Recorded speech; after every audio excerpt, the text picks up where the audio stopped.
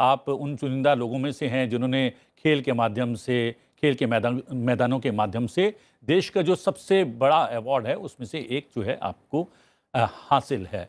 क्या कुछ आप देख रही हैं, जो संस्कृति की बात की जा रही है और 5 पिलर्स की भी बात की गई है, जब ग्रास रूट पर जो है खेल जाते हैं या खेलने के अवसर मिलते हैं या खेलने के लिए इंफ्रास्ट्रक्चर जो है वो तैयार किया जाता है, तब खेल संस्कृति का विकास होता है। क्या ये बात सही है?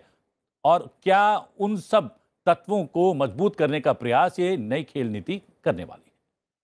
मैं सबसे पहले तो हमारे यशस्वी प्रधानमंत्री जी को बधाई देना चाहूँगी और खेल मंत्री को भी मैं बधाई देना चाहूँगी कि 25 साल तक हम एक दूसरी पॉलिसी लाने के लिए इंतजार कर रहे थे और ये बहुत ही एक ऐसा जैसे बताया इन्होंने कि हाँ जी। जैसे कि 5 पिलर्स इन्होंने बताए हैं और मैं ये कहना चाहूँगी कि पहली बार ये पॉलिसी इस देश में खेल को मास तक लेके जा रही है। जन आंदोलन के रूप में इस पॉलिसी को लेकर आई हैं।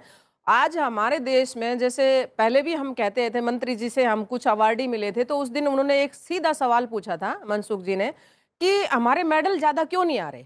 तो हमारा भी जैसे हम भावुक होके मैंने बहुत सारे पॉइंट्स बताए और उन्होंने डायरी में लिखने शुरू किए।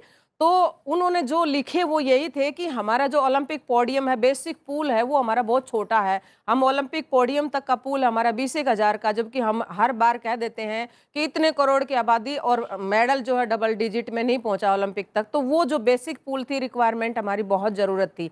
आज जो स्पोर्ट्स कल्चर ये जो डेवलप करने जा रहे हैं, जन आंदोलन, और दूसरा ये है कि विकसित भारत के साथ-साथ एक स्वस्थ भारत की तरफ ये पहला कदम है।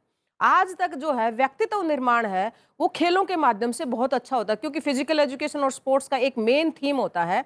उसमें ये पांचों क्वालिटी आती हैं। सोशल डेवलपमेंट, सोशली जो है बैलेंस होना चाहिए आदमी, उसको मेंटली अलर्ट होना चाहिए और इमोशनली स्ट्रांग होना चाहिए और उसको जो फिजिकली है वो स्ट्रांग होना चाहिए। तो ये जो 4-5 क्वालिटीज़ हैं, वो हमारे स्पोर्ट्स के माध्यम से डेवलप होती ही हैं। तो एक व्यक्तित्व का निर्माण है, होलिस्टिक डेवलपमेंट है, वो ना केवल खिलाड़ियों के अंदर ये पॉलिसी स्पार्किंग देगी, बेसिक पूल बढ़ेगा और आने वाले समय में ओलंपिक पोडियम के जो हम सपने देखते हैं, क्योंकि टैलेंट का सही तरीके से जिस डायरेक्शन में स्ट्रक्चर होना चाहिए था, वो नहीं हो पा रहा था। तो वो एक स्ट्रक्चर्ड पॉलिसी से हम आगे बढ़ रहे हैं और इससे मास लेवल पे जो हमारा बेसिक पूल है, वो लाखों की तादाद में जब खिलाड़ी निकल कर आएंगे। और सबसे बड़ा जो एक इसके अंदर है, एजुकेशन के साथ है इंटीग्रेट करना।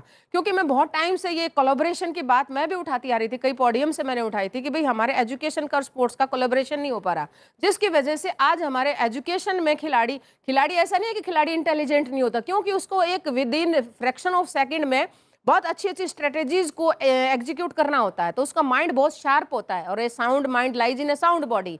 लेकिन फर्स्ट टाइम ये हुआ है कि उसकी एजुकेशन पे भी फोकस किया गया है और ये हमारा ध्येय होना चाहिए कि वो खिलाड़ी की एजुकेशन को फ्लेक्सिबल करे, क्योंकि आज जो न्यू एजुकेशन पॉलिसी आई है उसमें परफॉर्मेंस को क्रेडिट नहीं मिल रहा था। एक खिलाड़ी, मैंने अभी आपसे डिस्कस करी थी कि रेलवे में एक बच्चा हमारा अर्जुन अवार्ड ले गया, लेकिन ग्रुप सी में बैठा हुआ है क्योंकि वो 10th पास है, उसके पास education qualification at par with जो दूसरे सब्जेक्ट्स में होते हैं, कोई ग्रेजुएट होके आ गया, तो उस बच्चे को वहां पे लेवल नहीं मिला था। आज हमारा उस अर्जुन अवार्डी को जब स्पोर्ट्स परफॉर्मेंस बेस पे क्रेडिट मिलेंगे तो उसकी पॉलिसी एट पार हो जाएगी। तो एजुकेशन के साथ जो कोलैबोरेशन है, ये एक बहुत ही हमारे देश में आने वाले समय में खिलाड़ियों के लिए एक पिलर साबित होगा, क्योंकि ये जॉब ओरिएंटेड भी लेके जाएगा और एक टर्निंग पॉइंट भी साबित होगा। बिल्कुल त्यागी जी, यहाँ पर ये जो नई खेल नीति में मैं देख रहा था कि हमारे जो परंपरागत खेल हैं, जिनमें जो है अंतर्राष्ट्रीय प्रतिस्पर्धा में शामिल होने के सारे एलिमेंट्स हैं, उसके बावजूद भी बहुत बड़ी प्रतियोगिता में उसको स्थान नहीं दिया जाता। खो खो का वर्ल्ड कप एक जो है कराया गया है हाल ही में, और उसके आप जो है न केवल साक्षी हैं, बल्कि आपने उसमें जो है महत्वपूर्ण भूमिका भी निभाई है। ये जो नई खेल नीति है, खो खो, कबड्डी जैसे हमारे पारंपरिक खेल भी हैं और जो है बहुत महत्वपूर्ण खेल भी हैं, क्या वो अंतर्राष्ट्रीय प्रतियोगिताओं का हिस्सा बन पाएंगे बहुत जल्द, या फिर बनाने का जो एक मार्ग प्रशस्त होगा? क्या आपको लगता है? नमस्कार। सबसे पहले तो मैं जो आज की सरकार है उसको मैं धन्यवाद करूंगा कि उन्होंने जो ये नई खेल नीति लाए हैं। इस खेल नीति के द्वारा जो चीज़ें एक्चुअली खिलाड़ी को चाहिए, जो एक स्पोर्ट्समैन को चाहिए, वो सभी इसमें हैं। लेकिन खेल नीति बनाने से कोई चीज़ डेवलप नहीं होती। खेल नीति को इम्प्लीमेंट करना और इम्प्लीमेंट के साथ साथ उसकी सुविधा, जैसे स्कूल हैं, स्कूलों के अंदर प्ले फील्ड, दूसरी चीज़ आएंगी, तो तभी ये खेल नीति का एक अच्छा जो फ्रूटफुल है रिजल्ट आएगा। आप देखिएगा, यदि सपोज खेल नीति इतनी सुंदर बना दी है, जिसमें हमारे प्रधानमंत्री जी भी चाहते हैं कि हमारी अपनी चीज़ें जो हमारे देश से बनी हुई हैं, जो हमारा अपना एक धरोहर है, उसको हम विदेशों में ले जाएं। लेकिन उसे ले जाने के लिए जो आज हमें रुकावट पैदा कर रहे हैं, उसमें हमारे कुछ लोग हैं।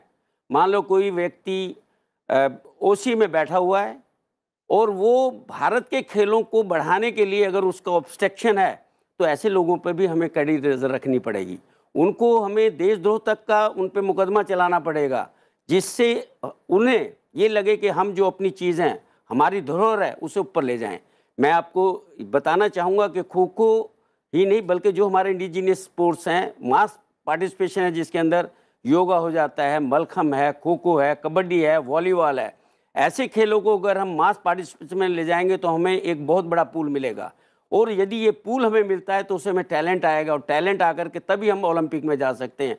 अगर हम खाली ओलंपिक का सपना देखें और खाली हम 20,000 बच्चों पर ही आधारित रहें, तो मुझे नहीं लगता कि हम कभी इस महाकुंभ के अंदर ऊंचे उठेंगे। आप दूसरे देशों को देखिएगा, आप साउथ कोरिया है, आज वो करोड़ों रुपया केवल अपने मार्शल आर्ट्स पे खर्च करता है, ताइक्वांडो पे खर्च करता है। उन्होंने अपने जितने भी एम्बेसडर्स हैं, मैंने तो इंडिया में अभी देखा है, मेरे को उन्होंने इनवाइट किया था, उनके एम्बेसडर जो कल्चर एक्टिविटीज़ हैं उसमें ताइक्वांडो को सबसे आगे रखते हैं। चाइना है, ऊशू को आगे रखता है। लेकिन भारत में मुझे दुर्भाग्य से मैं कह सकता हूं कि हमारा अपने खेलों को बढ़ाने के लिए कोई भी आदमी आगे नहीं आता। अभी एक छोटा सा मैं और बता दूं, उसके बाद खेल नीति है जी, क्या वो हमारे जो पारंपरिक खेल हैं उनको बढ़ावा देगी?